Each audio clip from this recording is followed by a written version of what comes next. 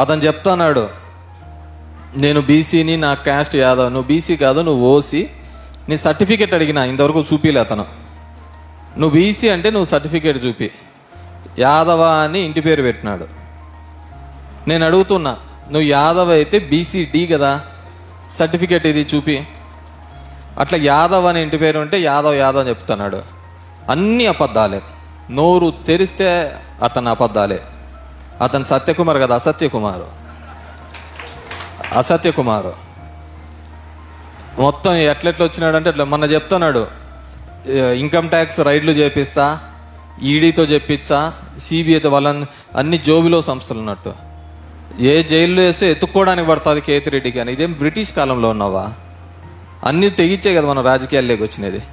ఎవడో ఢిల్లీ నుంచి వచ్చి ఇక్కడ ఉన్న గల్లీలో ఉన్న నన్ను బెదిరించి మేము ఊరుకుంటామా?